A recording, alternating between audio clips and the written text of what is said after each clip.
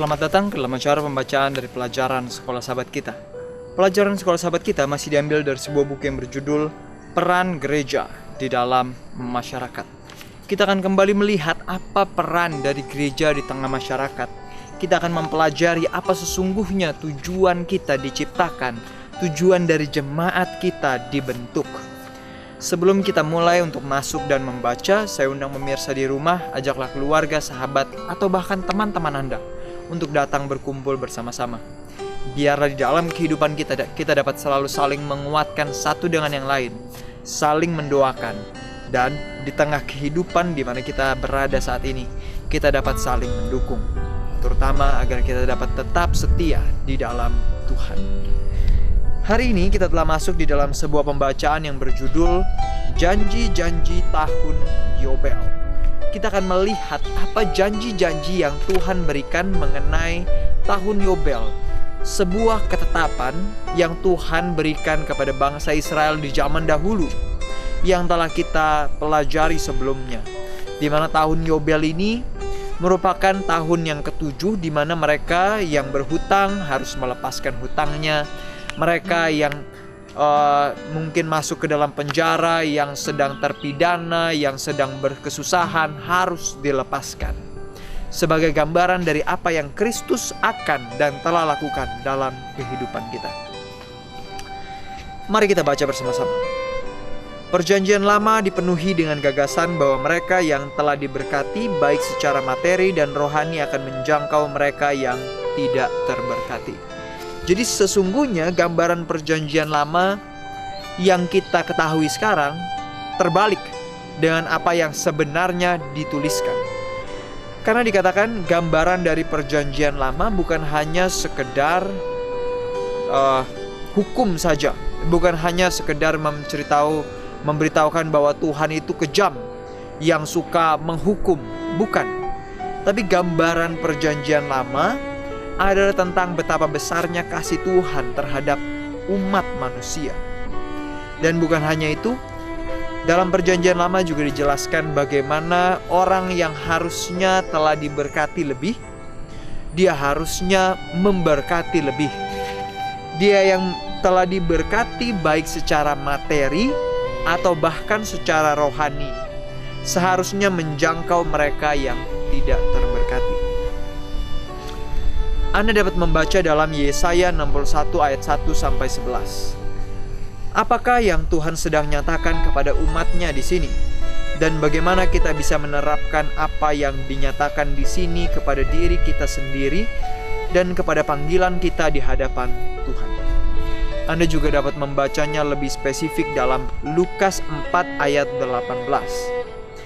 Di dalam kitab Yesaya 61, di sana diawali dengan suatu pernyataan bahwa Roh Tuhan bekerja melalui yang diurapi untuk mengkhotbahkan kabar baik kepada orang miskin, membalut yang remuk hati, memberikan pembebasan kepada orang yang tertawan, memberikan kelepasan dari kegelapan dan keputusasaan bagi orang-orang yang terhukum. Ini adalah gambaran dari tugas Mesias yang saat Yesus bacakan kepada orang banyak, itu menunjukkan apa yang dia juga telah sedang lakukan di saat dia berada di atas dunia. Sahabatku, di sini kita membaca bagaimana gambaran dari apa yang Tuhan nyatakan kepada umatnya tentang misinya di atas dunia, seharusnya juga menjadi misi kita di dalam kehidupan kita. Dengan demikian, para pelayat yang menghibur mereka yang berduka di Sion, yang disiapkan untuk mereka yang menerima perhiasan kepala ganti abu, dan minyak untuk pesta ganti kain kabung, dan mereka yang mengenakan pakaian puji-pujian ganti semangat yang pudar. Yesaya 61 ayat 3 adalah orang-orang yang akan membangun kembali reruntuhan kuno dan memulihkan tempat-tempat yang lama hancur.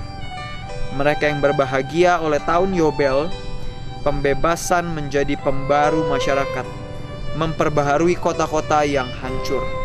Yesaya 61 ayat 4. Hamba-hamba Tuhan disebut imam-imam dan pelayan-pelayan, dan didukung oleh kekayaan bangsa-bangsa sekitar.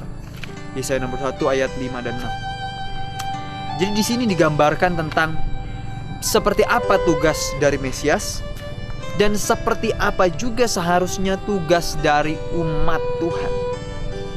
Yang kalau sekarang kita lihat ini harusnya gambaran dari tugas kita. Kita yang diberkati bukan hanya dari materi, tapi juga secara spiritual. Bukankah seharusnya kita juga memberikan kepada orang lain, terutama mereka yang tidak terberkati?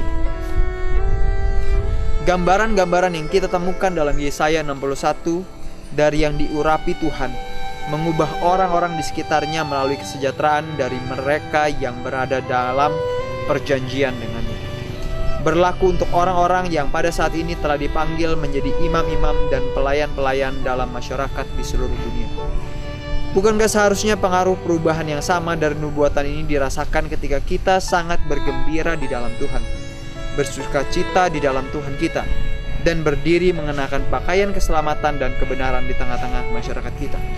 Yesaya 61 ayat 10 dan 11. Jadi seharusnya apa yang menjadi tugas dari Mesias harusnya menjadi tugas dari kita. Apa yang seharusnya kita lakukan di dalam kehidupan ini, inilah gambaran dari fungsi tahun Yobel, dari janji-janji Tuhan yang Dia berikan kepada bangsa Israel melalui tahun Yobel, di mana tahun tersebut yang teraniaya harus dilepaskan, yang terpenjara harus dibebaskan, yang berhutang harus dibebaskan. Pertanyaan secara aplikatif yang perlu kita pikirkan, bagaimana kita bersikap kepada orang lain? Bayangkan, apakah kita membebani setiap orang dengan pekerjaan yang begitu berat? Apakah kita membebani orang tua kita dengan pekerjaan yang sangat berat yang kita sendiri tidak mau ambil bagian di situ? Atau kita lakukan hal yang sama kepada para pekerja kita, sahabat kita yang kita mau mendapatkan manfaat dari mereka, kita ingin dapatkan sesuatu dari mereka, tapi gantinya kita tidak mau lakukan sesuatu untuk mereka. Di saat ada orang yang teraniaya, kita tidak mau lepaskan. Kita seringkali berpikir kepada orang yang mungkin tidak seberuntung kita dalam hal finansial. Kita seringkali melihat mereka sebelah mata dan berpikir bahwa kamu berbeda kelas dengan saya. Namun sahabatku, melalui janji tahun Yobel, seharusnya kita menyadari tugas kita apabila kita lebih terberkati dalam hal materi atau fisik atau secara spiritual, kita seharusnya memberkati mereka yang tidak memiliki berkat yang sama seperti kita. Sahabatku, bukankah akan terjadi suatu masyarakat yang jauh lebih baik apabila kita masih tetap melakukan apa yang Tuhan berikan kepada bangsa Israel? Di sana tidak ada penindasan lagi. Kenapa? Setiap orang yang menjadi budak akan datang masanya, waktunya dia harusnya dibebaskan. Setiap orang yang berhutang akan datang waktunya di mana hutangnya harus dihapuskan. Walaupun dia sudah lagi tidak mampu. Ini bukan untuk orang yang saya malas-malasan lah, saya pinjam, lalu akan ada waktunya semuanya hutangnya bebas. Bukan seperti itu. Hutangnya harus tetap berusaha untuk dikembalikan. Tetapi akan ada masa waktunya di saat hutangnya sudah terlalu besar, dia tidak mampu mengembalikan dengan kekuatannya. Akan datang waktunya hutangnya dihapuskan. Inilah gambaran dari apa yang Kristus lakukan kepada kita. Kita mungkin berusaha hidup dengan baik, hidup dengan benar, lakukan yang baik dalam kehidupan ini, mengikuti perintah Tuhan. Tapi kita seringkali jatuh. Akan datang waktunya di mana Tuhan akan memberikan kita kekuatan untuk menang, untuk bisa melewati semua itu, semua pencobaan itu jika kita mau. Akan datang waktunya di mana kita yang seharusnya tidak bisa dibenarkan, Tuhan akan benarkan. Namun pertanyaannya adalah, Apakah kita mau melakukan apa yang Tuhan telah lakukan kepada kita kepada orang lain? Maukah kita lakukan hal yang sama kepada orang yang lain? Kalau Anda membaca keseluruhan pasal dari kitab Yesaya 61, Anda dapat melihat suatu kesaksian yang kuat kepada apa yang Tuhan dapat lakukan kepada umatnya. Apakah mungkin hal yang sama diucapkan tentang kita pada saat ini? Mengapa tidak? Sahabatku, Tuhan rindu untuk membangkitkan kita kembali, memulihkan kembali kita kepada gambaran yang semula, kepada rencananya yang semula, kepada tugas kita yang mula-mula. Tuhan mau lakukan itu. Tuhan pernah lakukan itu kepada orang-orang yang setia di zaman dahulu. Mereka yang hanya mau menyerahkan dirinya untuk dipakai Tuhan. Tuhan gunakan. Walaupun mereka lemah, walaupun mereka tidak berpendidikan, walaupun mereka bodoh, walaupun mereka memiliki sifat-sifat buruk seperti pemarah, pemalas, dan lain-lainnya, tapi Tuhan mau pakai. Di saat mereka katakan, "Ya Tuhan, saya mau Engkau gunakan," hidup mereka berubah.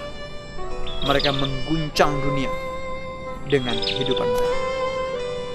Apakah Anda tidak rindu melakukan terjadi hal yang sama dalam kehidupan kita? Hari ini ajaklah keluarga dan sahabat Anda untuk berkumpul. Ingat kembali janji-janji dari tahun Yobel. Ingat kembali apa yang Kristus katakan. Di saat dia kembali ke Nazaret, dia membuka firman Tuhan. Dia katakan, "Inilah tugas saya, membebaskan orang yang terbeban, mereka yang sedang dirantai oleh iblis, mereka yang sedang sakit, yang sedang berkesusahan. Tugas saya untuk datang kepada mereka, menolong mereka." Kita yang mengaku umat Tuhan, inilah tugas kita. Ajak keluarga Anda berkumpul bersama-sama, rundingkan bagaimana kita dapat mempraktekkan firman yang kita baca tadi. Ajak jemaat Anda berkumpul, beritahu kepada mereka apa yang harusnya menjadi tugas kita, sama seperti tugas Kristus di atas dunia ini, sama seperti apa yang Kristus lakukan, seperti yang jemaat mula-mula dibentuk dan mereka lakukan. Begitu juga seharusnya tugas kita. Sampai bertemu lagi ke dalam pembacaan dari pelajaran Sekolah Sahabat yang berikutnya.